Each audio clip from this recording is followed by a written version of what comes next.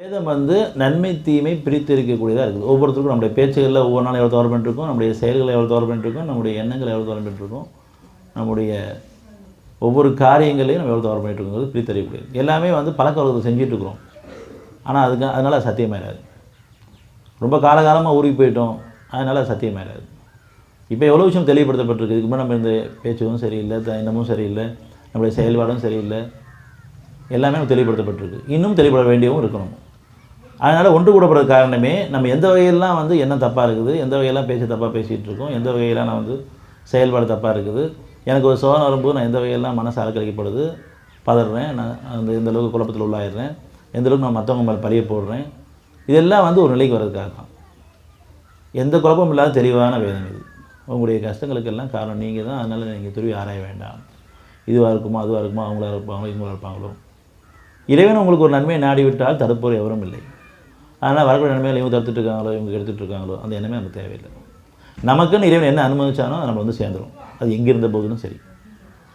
அதே போல் நமக்கு ஒரு கஷ்டம் வந்துச்சுன்னா அது யாரும் தடுத்துடவும் முடியாது, அல்லது யாரும் மீட்டு கொடுத்துடவும் முடியாது. அதனால் நம்ம எல்லாருமே ஒரு நிலை தெளிவாகணும்.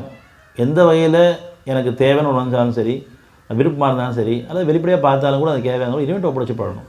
அவசரப்பட வேண்டாம். அவசரப்படும் போது நம்ம மாறி போயிடுவோம். அவசரம் நல்ல குணமாக கெட்ட குணமானு கேட்டால் எல்லாருக்குமே கெட்ட குணம் தெரியுது. பெரும்பாலும் அவசரத்தில் தான் இருக்கிறோம்.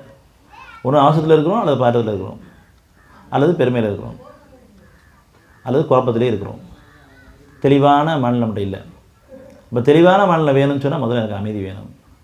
முதல்ல பிரார்த்தனை எனக்கு அமைதி உதவினேன்னு கேட்கணும். அமைதி அளிப்பவனே என் பாவங்களை மன்னிச்சு எனக்கு அமைதி உதவி செய்யும்.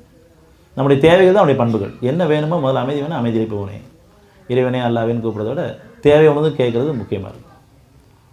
பொறுமை வேணும்னு சொன்னால் பொறுமை அளிப்பவனே எனக்கு பொறுமையை உதவி செய்யன்னு கேட்கணும். தெளிவு வேணும்னு சொன்னால் தெளிவுபடுத்துவனே என் பாவங்களை மன்னிச்சு தெளிவுன்னு கேட்கணும். பயமாக இருக்குதுன்னு சொன்னால் பாதுகாப்பவனே என்னை பாதுகாத்துக்கோ. நம்பிக்கை இல்லைன்னு சொன்னால் நம்பிக்கை அளிப்பவனே என் பாவங்களை மன்னிச்சு என் நம்பிக்கைகளும் கேட்கணும். உறுதி இல்லைன்னு சொன்னால் உறுதிப்படுத்துவனே என் பாவங்களை மன்னிச்சு. எல்லாத்துக்கும் பாவம் தான் கேட்க வேண்டியிருக்கேன். நான் பலகீனமாக இருக்கும், தவறி போயிடும். ஆனால் பாவம் மன்னிப்பு கேட்டு என்னை உறுதிப்படுத்தி கொடுக்கும். இப்படி உங்களுடைய தேவைகள் தான் அவருடைய பண்புகளாக இருக்குது.